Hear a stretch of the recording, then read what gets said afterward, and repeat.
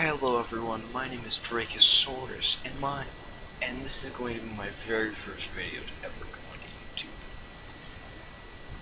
Currently, this is going to be my favorite game out of all the games that I have. Vellum is a brand new roguelike game that has a very good twist on the general magic concept. So as you can see, I have played a little bit. So let me just take you through the basics. So you've got your generators, which are your primary cast. The one I have currently equipped is called Foil. It's a close range attack that slashes twice, and then lunges forward for the third fragment. It does restore some barrier, but it does not overflow. The one you're going to start with is called Jot. Pretty much a quick little attack. If you just see that, just pretty basic damage. Manifest is going to be one of the other ones. It pretty much is a minigun.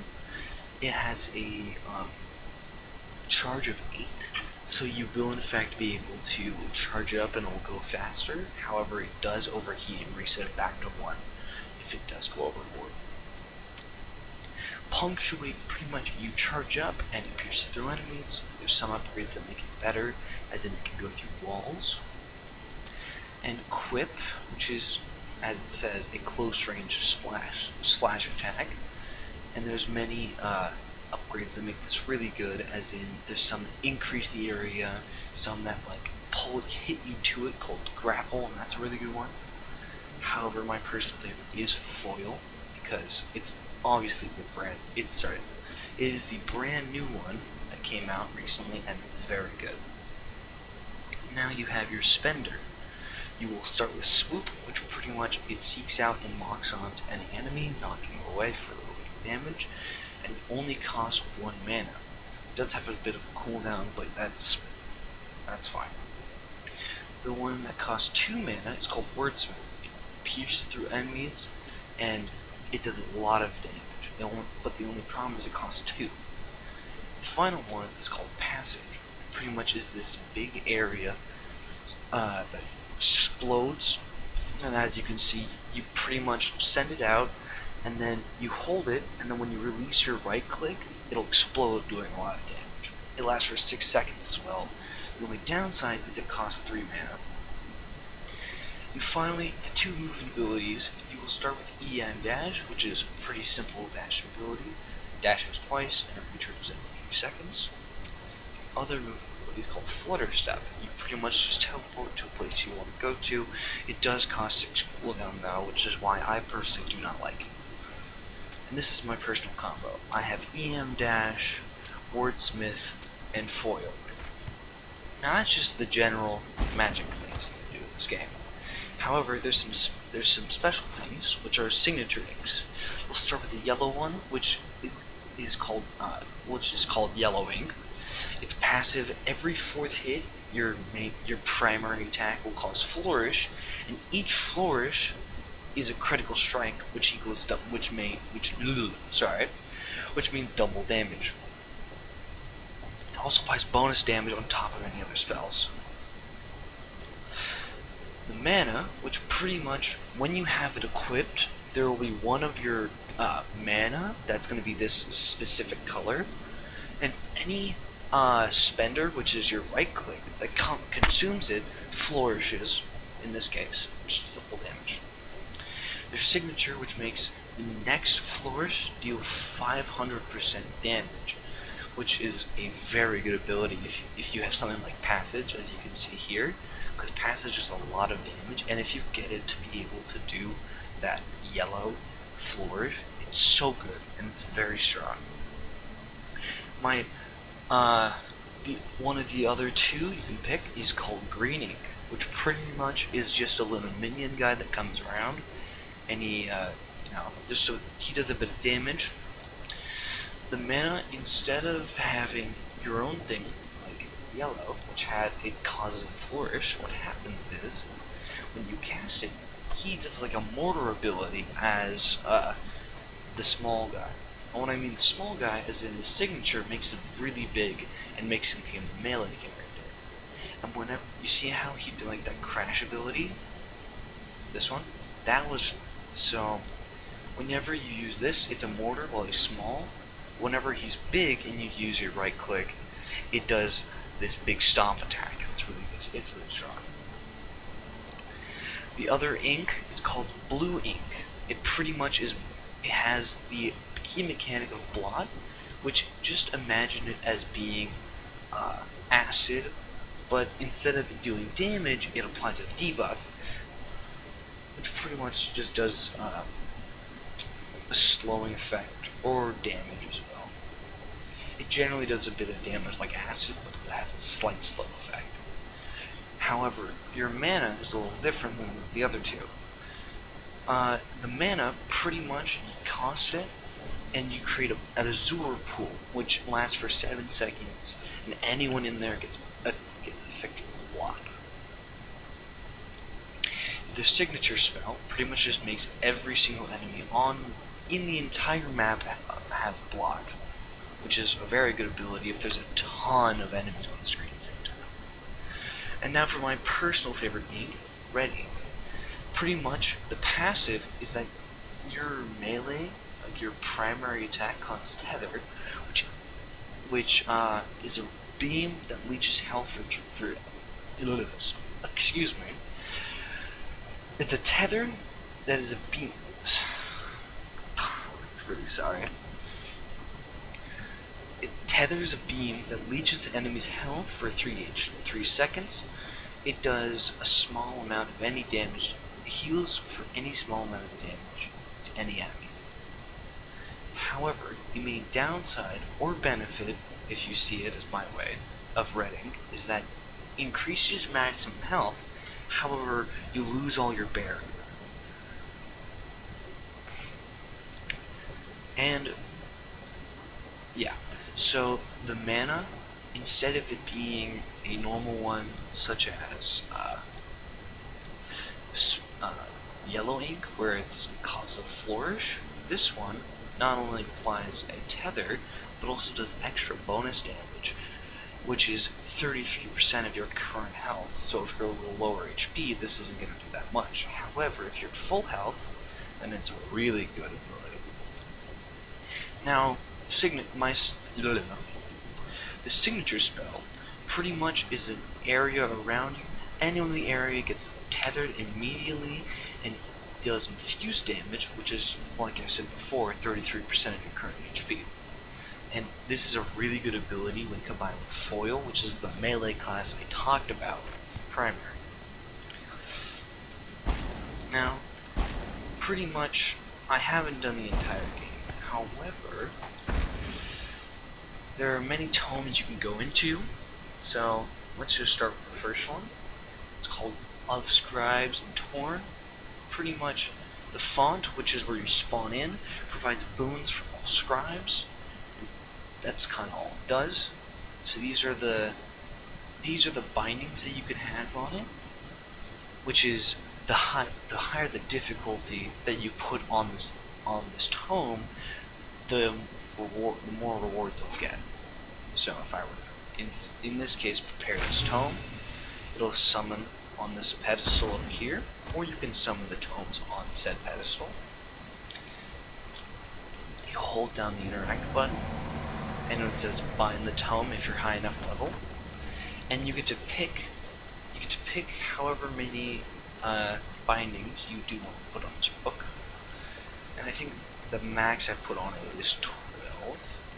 Sorry. The goal I have to get in order to get another attunement will show up right here, and it will be I have to get above this number to get the attunement level higher, which I do need to be able to unlock this bottom shelf tome. You see that one right there? That's the one I need to get to. I don't have that.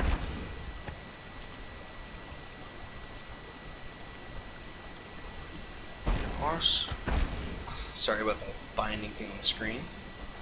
There are some things like the customization menu where you get money depending on how well you do in a mission. You can even change your outfit.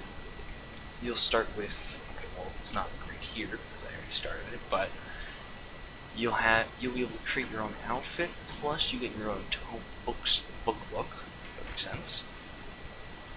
And this is the Cortex, which is literally just everything you can possibly get in this game. As you can see, I don't have everything, but I do have a lot. Yeah. Font powers, which is pretty much where the thing spawns. You'll get these every round, and I'll show you what these do in a second. And these are all the different pages that the enemies get. I'll also explain how this works. So, as just a demonstration, I will not be doing any bindings in this case, just so I can show off how this game actually works.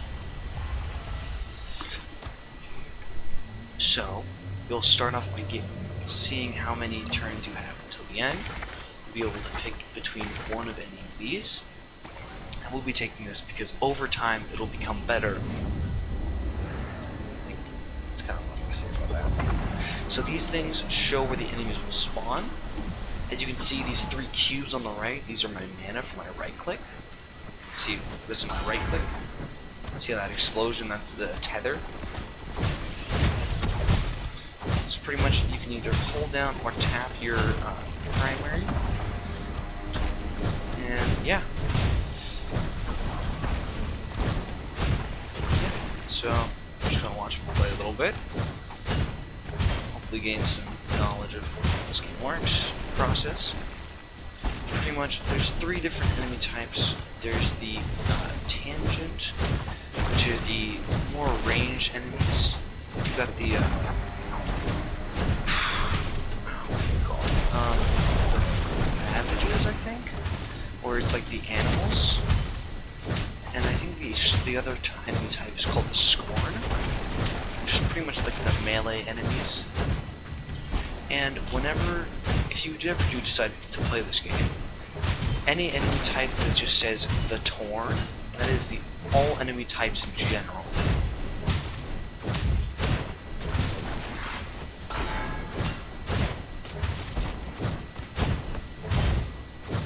Yep. So after every chapter, you'll be able to get another page of power. I actually haven't gotten this one before, so I'm going to try it. So 10% speed per tethered enemy.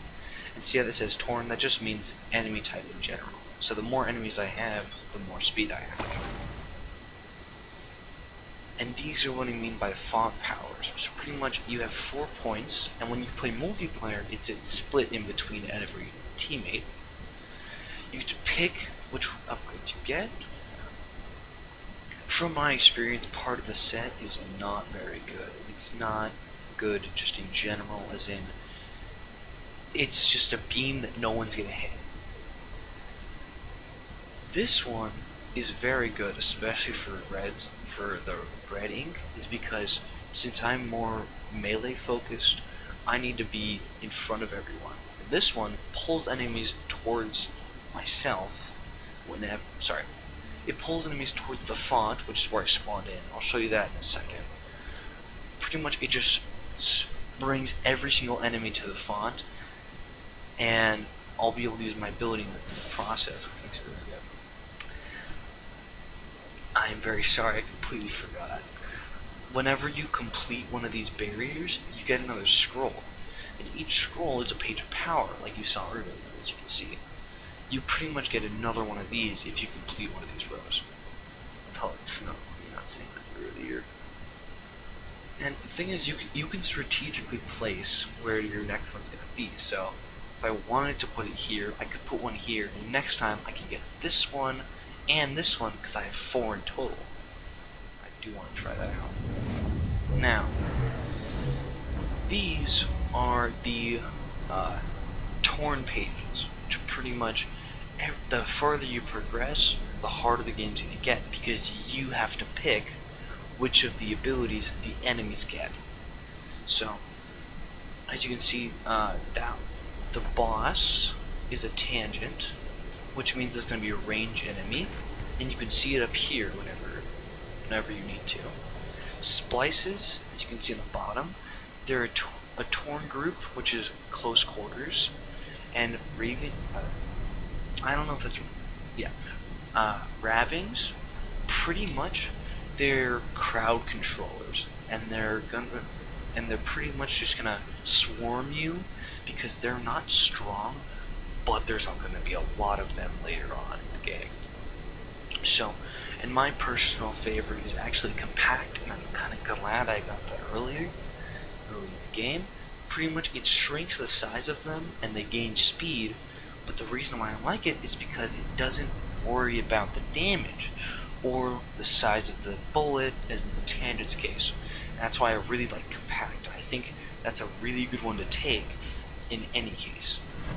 Any scenario, take compact, because it's a really simple one to get rid of. So, sorry, not get rid of, to deal with. So you see how that said bonus objective? Pretty much, if you do this objective, then you'll get a free scroll. Granted, you won't be able to pick what scroll you get, but you still get a free scroll, which is good no matter what.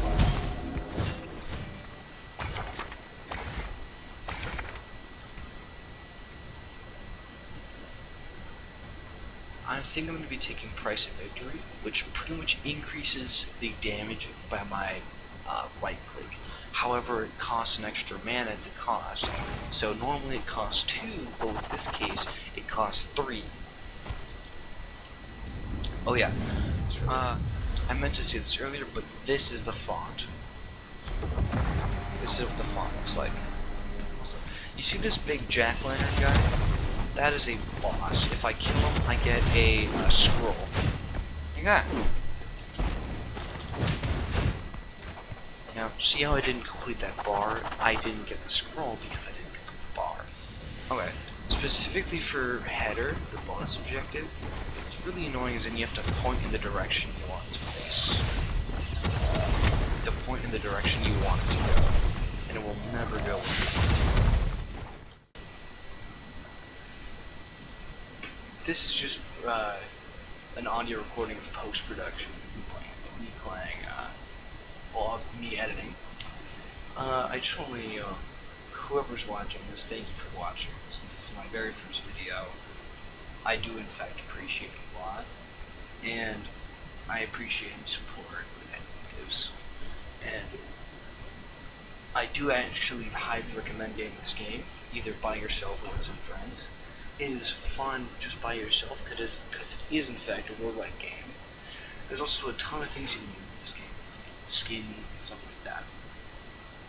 But I think the really key feature about this game is how replayable it is because of the bindings, which make it a lot easier, which make it a lot more diverse to play than just regular or Brisket Rain. But yeah, this is just me playing Vellum. I don't know exactly how much Vellum costs, but I do highly recommend it. And thank you so much for watching this video up until this point. If you have, please like and subscribe if you want. I'm not forcing you to. It would just be really nice, since this, again, is my first video. But yeah, thank you so much for watching. This is just the rest of the recordings of me playing the game. Be nice to because they're cool. A lot of you, hopefully, are cool. Okay, I'm gonna tell you. I'm gonna do a little bit of story time right here. I know, first video story time is kind of goofy, but I remember playing with one of my friends in this game, and we got an ability called something banana, and if I show it I'll like yell at it. But pretty much when the boss got damaged, it would drop a banana, and if you picked up the banana, the boss would heal. And it's a very annoying healing, as in it almost full heals the boss and you can't touch a single one of them. So we were stuck in the same spot, and then the game crashed. So we couldn't even play the game right. But yeah, in any case, take this one or mine, all mine, because it's both of these are really easy to deal with.